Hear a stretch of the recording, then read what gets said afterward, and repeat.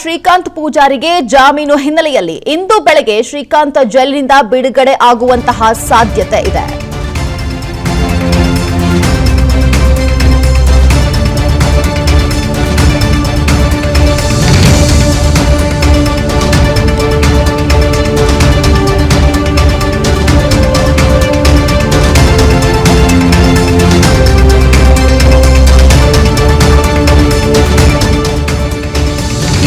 ಜೈಲಿನಿಂದ ಬಿಡುಗಡೆ ಆಗುವಂತಹ ಸಾಧ್ಯತೆ ಇದೆ.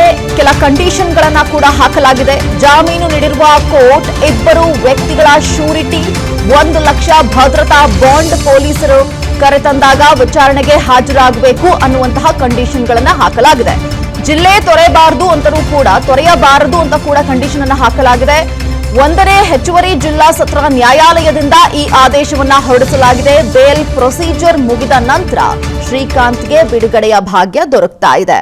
ಕರಸೇವಕ ಶ್ರೀಕಾಂತ್ ಪೂಜಾರಿಗೆ ಜಾಮೀನು ಹಿನ್ನೆಲೆಯಲ್ಲಿ ಇಂದು ಬೆಳಗ್ಗೆ ಶ್ರೀಕಾಂತ್ ಜೈಲಿನಿಂದ ಬಿಡುಗಡೆ ಆಗುವಂತಹ ಸಾಧ್ಯತೆ ಇದೆ. ದೀರ್ಘ ಅವಧಿಯಿಂದ ಬಾಕಿ ಉಳಿದಂತಹ ಪ್ರಕರಣದ ಅಡಿಯಲ್ಲಿ ಡಿಸೆಂಬರ್ 29ರಂದು ಶ್ರೀಕಾಂತ್ ಪೂಜಾರಿ ಅವರನ್ನ ಶಹರ ಠಾಣೆ ಪೊಲೀಸರು ಬಂಧಿಸಿರ್ತಾರೆ. ಒಂದು ಕಡೆ ಅಯೋಧ್ಯೆಯಲ್ಲಿ ಶ್ರೀರಾಮ ಮಂದಿರ ಉದ್ಘಾಟನೆ ಸಮೀಪಿಸ್ತಾ ಇರುವಂತಹ ಹಿನ್ನೆಲೆಯಲ್ಲಿ ಹಿಂದೂ ಕಾರ್ಯಕರ್ತರನ್ನ ಬಂಧಿಸಲಾಗ್ತಾ ಇದೆ ಅಂತ ಹೇಳಿ ಒಂದು ಕಡೆ ಬಿಜೆಪಿಯವರು ಕೂಡ ಪ್ರೊಟೆಸ್ಟ್ ಅನ್ನ ಮಾಡ್ತಾ ಇದ್ರು. ಇವತ್ತು ಶ್ರೀಕಾಂತ್ ಪೂಜಾರಿ ಅವರ ಬಿಡುಗಡೆ ಆಗ್ತಾ ಇದೆ. ಕೆಲವೊಂದು ಕಂಡೀಷನ್ಗಳು ಕೂಡ ಅಪ್ಲೈ ಆಗ್ತಾ ಇದೆ.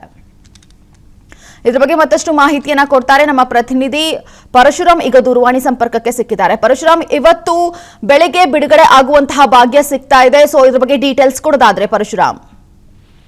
ಮಾನಸ, ಶ್ರೀರಾಮ ಜನ್ಮಭೂಮಿ ಹೋರಾಟಗಾರ ಶ್ರೀಕಾಂತ್ ಪೂಜಾರಿ ಅವರಿಗೆ ಈಗಾಗಲೇ ಜಾಮೀನು ಮಂಜೂರಾಗಿದೆ.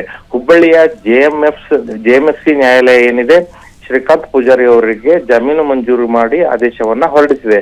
ಇನ್ನು ಆ ಆದೇಶ ಇಂಪ್ಲಿಮೆಂಟ್ ಆಗುವ ಮೊದಲು ಅಲ್ಲಿ ಕೆಲವೊಂದು ಕಂಡೀಷನ್ ಗಳನ್ನ ಹಾಕಲಾಗಿದೆ. ಅವು ಪೂರೈಕೆ ಆದ ನಂತರವಷ್ಟೇ ಇವತ್ತು ಅವರಿಗೆ ಬಿಡುಗಡೆ ಭಾಗ್ಯ ಸಿಗಲಿದೆ. ಅದರಲ್ಲೂ ವಿಶೇಷವಾಗಿ ಏನು ಬಾಂಡ್ ಕೊಡುವುದಾಗಿರ್ಬೋದು, ಇಬ್ಬರ ಶ್ಯೂರಿಟಿ ಕೊಡುವುದಾಗಿರ್ಬೋದು, ಅವುಗಳನ್ನೆಲ್ಲ ಪೂರೈಸಬೇಕಾಗ್ತದೆ. ಅದು ಆ ಕಾರ್ಯಕ್ಕೆ ಸ್ವಲ್ಪ ಪ್ರೊಸೀಜರ್ ಇರುವುದರಿಂದ ಅದು ಸ್ವಲ್ಪ ಟೈಮ್ ಹಿಡಿಬಹುದು. ಇನ್ನು ಮಧ್ಯಾಹ್ನದಷ್ಟೊತ್ತಿಗೆ ಶ್ರೀಕಾಂತ್ ಪೂಜಾರಿ ಅವರ ಬಿಡುಗಡೆ ಆಗ್ತದೆ. ಇನ್ನೊಂದೆಡೆ ಕೋರ್ಟ್ ಕೂಡ ಏನು ಪ್ರತಿವಾದ ಮಂಡಿಸಿದ್ದಂತಹ ಪೊಲೀಸರು ಜಾಮೀನು ಕೊಡಬಾರದು ಅನ್ನುವಂತಹ ಹಿನ್ನೆಲೆಯಲ್ಲಿ ಸಾಕಷ್ಟು ಕಾರಣಗಳನ್ನ ಕೊಟ್ಟಿದ್ರು.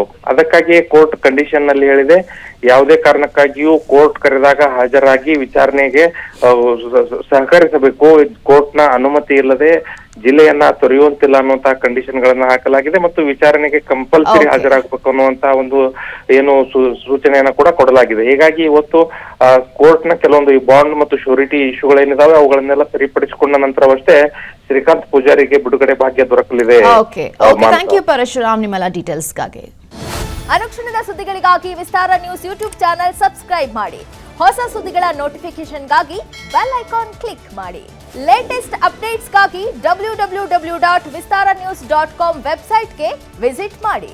ಅಂಗೈಯಲ್ಲೇ ಜಗತ್ತಿನ ಸುದ್ದಿ ತಿಳಿಯಲು ವಿಸ್ತಾರ ನ್ಯೂಸ್ ಕನ್ನಡ ಆಪ್ ಡೌನ್ಲೋಡ್ ಮಾಡಿ.